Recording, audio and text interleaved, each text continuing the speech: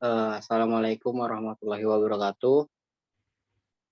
Izinkan kami untuk mempresentasikan hasil, studi kasus yang kami dapatkan, bencana tsunami di Kota Palu. Eee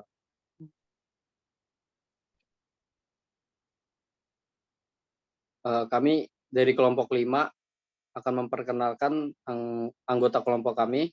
Yang pertama ada Kayuri Pasuruan dengan NIM 14181031 dari angkatan, 2018. Yang kedua ada saya sendiri Muhammad Said Ibrahim dengan NIM 14191032 dari angkatan 2019. Yang ketiga dari Marcella dengan NIM 14191037 dari angkatan 2019. Yang keempat ada Sabrina Mawada Warohmah dengan NIM 14191040 dari angkatan 2019.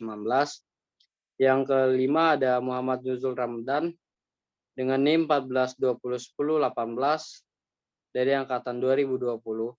Yang terakhir ada Putri Regina Ardianti dengan NIM 14201022 dari angkatan.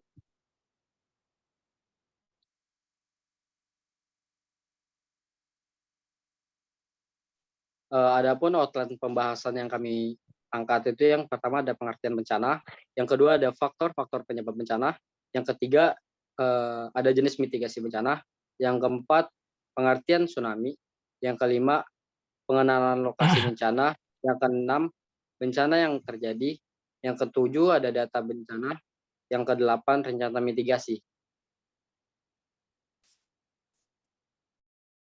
Jadi yang pertama ada pengertian bencana.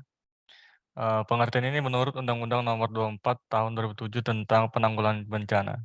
Jadi bencana adalah peristiwa atau rangkaian peristiwa yang mengancam dan mengganggu kehidupan masyarakat yang disebabkan baik oleh faktor alam atau faktor non-alam maupun faktor manusia sehingga mengakibatkan timbulnya korban jiwa manusia, kerusakan lingkungan, kerugian harta benda, dan dampak psikologis.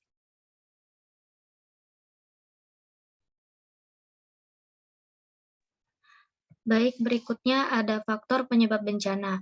Menurut Nurjana 2012, terdapat 3 faktor penyebab terjadinya bencana, yakni adalah yang pertama faktor alam atau natural disaster karena fenomena alam dan tanpa ada campur tangan manusia.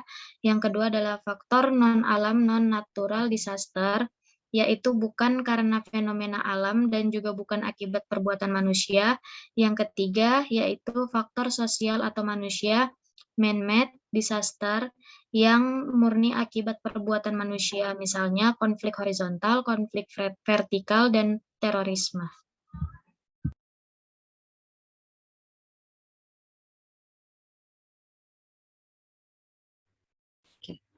Selanjutnya yaitu ada jenis mitigasi bencana.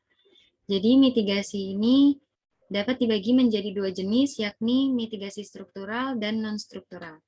Untuk mitigasi struktural, ini merupakan upaya dalam mengurangi risiko bencana dengan melakukan pembangunan prasarana fisik.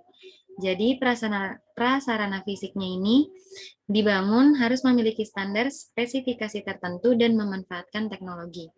Kemudian ada mitigasi non-struktural, di mana untuk mitigasi non-struktural ini merupakan upaya mengurangi dampak bencana yang mungkin terjadi melalui peraturan tertentu atau kebijakan. Selanjutnya yaitu contoh mitigasi struktural dan non-struktural. Untuk mitigasi struktural, contohnya yaitu menciptakan early warning system untuk memprediksi gelombang tsunami dan membuat bangunan tahan bencana jika bencana terjadi sewaktu-waktu. Kemudian untuk contoh mitigasi non-struktural yaitu pembuatan tata ruang kota yang menyediakan jalur evakuasi jika suatu saat terjadi bencana, serta terdapat area untuk menampung korban bencana yang dilengkapi dengan sarana yang memadai dan peningkatan kesiapan masyarakat dalam menghadapi bencana.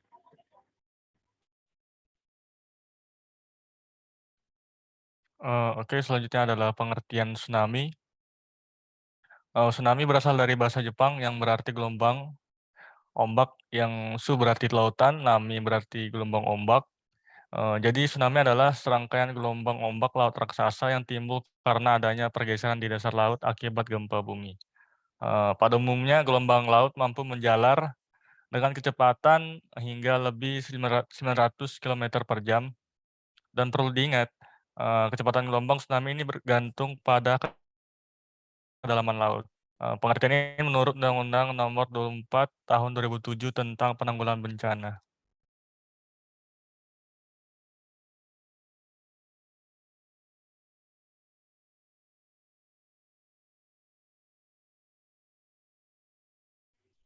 Selanjutnya yaitu pengenalan lokasi. Berikut adalah peta lokasi Kota Palu, Provinsi Sulawesi Tengah, di mana pada lokasi ini kami mengambil studi kasus yang akan kami bahas.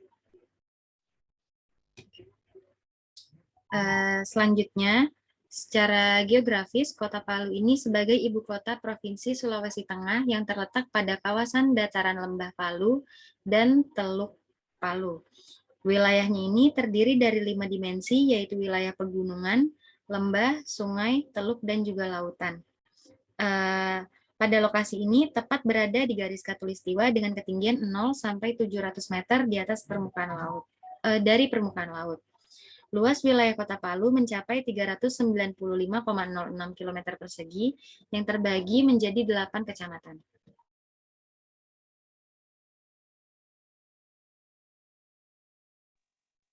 Baik, bencana yang terjadi itu kami ngambil sumber berita yang pertama dari NASA, kemudian yang kedua itu dari Detik.com dengan isi berita pada Jumat 28 September 2018 jam 17:02 waktu Indonesia Barat, masyarakat dikejutkan dengan guncangan gempa bumi dengan magnitudo 7,4 skala Richter mengguncang separuh Pulau Sulawesi. Fenomena alam berupa gempa, tsunami, dan likuifikasi mengguncang kawasan Sulawesi Tengah. Peristiwa itu menjadi duka mendalam untuk Indonesia tahun 2018. Tsunami setinggi hampir 6 meter dengan kecepatan 800 km per jam menerjang pantai Tailis. Ketinggian ombak meraih baliho tinggi dekat pantai. Orang-orang kalang kabut, jerit kepanikan memekik yang berasal mencapai bangunan tinggi dan cukup kuat bisa selamat. Misalnya di Palu Grand Mall, bahkan rekaman video dari Palu Grand Mall tersebut itu viral di media sosial. Namun banyak sekali yang menjadi korban jiwa keganasan gelombang laut itu. Bangunan-bangunan luluh lantak, listrik mati, saluran telekomunikasi terputus.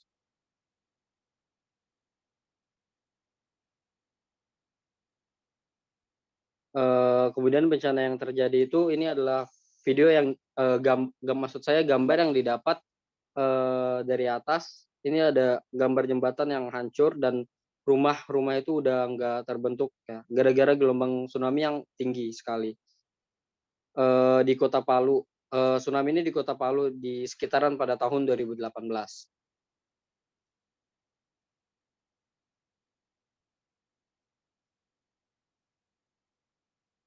Ini dokumentasi yang kedua, gambar yang kedua yang setelah terjadinya bencana yang terkena tsunami di Palu, Sulawesi Tengah.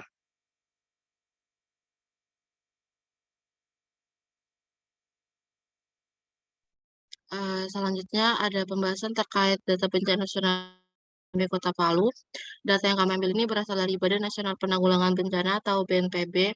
Kelompok kami mengambil data dari BNPB ini karena data yang disajikan dari BNPB tersebut cukup akurat untuk kami sajikan dalam studi kasus kami, yang dimana data ini mencakup dampak kerugian serta dampak kerusakan dari bencana tsunami di Kota Palu tersebut dengan dampak kerugian sebesar 2,89 triliun, dampak kerusakan 15,58 triliun, dan di data ini pun tersaji titik epicenter serta waktu kejadian bencana tsunami di Kota Palu tersebut, yaitu pada 28 September 2018 pukul 17.02 waktu Indonesia Tengah.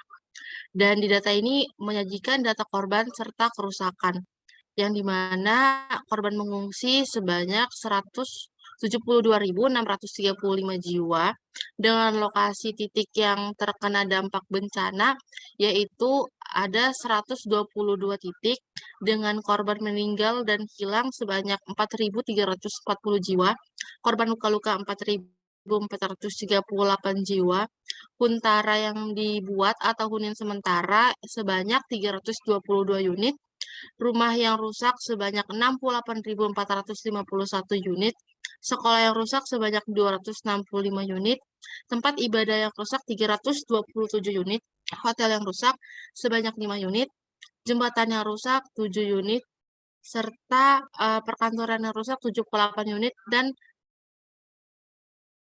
pertokoan yang rusak 365 unit.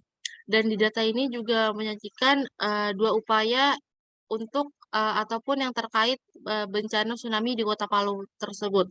Dan tersajikan data kebutuhan huntara atau hunian sementara pasca tsunami terjadi di Kota Palu. Next.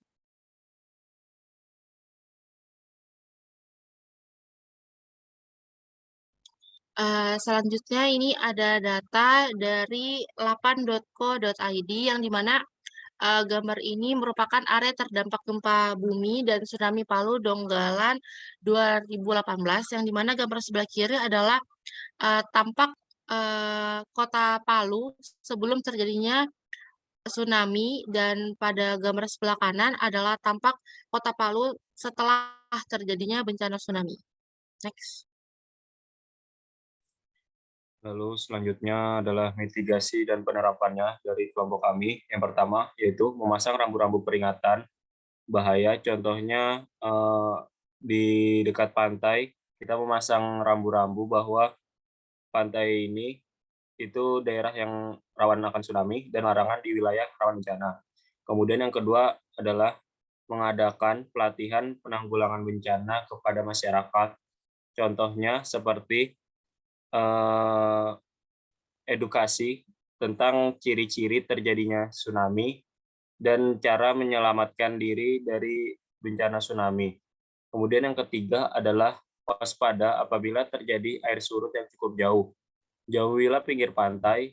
Ini merupakan salah satu peringatan tsunami dan harus diperhatikan. Kemudian yang keempat adalah pergi ke gedung-gedung tinggi untuk menyelamatkan diri dari tsunami. Menyediakan tempat evakuasi korban, dan yang keenam adalah tetap berada di tempat evakuasi sampai dinyatakan aman kembali. Kemudian yang ketujuh adalah memberikan edukasi kepada masyarakat lokal, khususnya masyarakat yang tinggal di daerah pinggir pantai, akan mengenai bahayanya tsunami.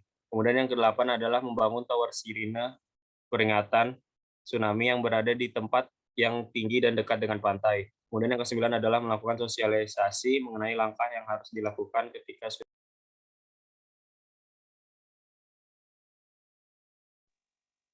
Baik, mungkin itu hasil presentasi kami. Kurang lebihnya mohon dimaafkan. Akhir kata, wassalamualaikum warahmatullahi wabarakatuh. Sekian dan terima kasih.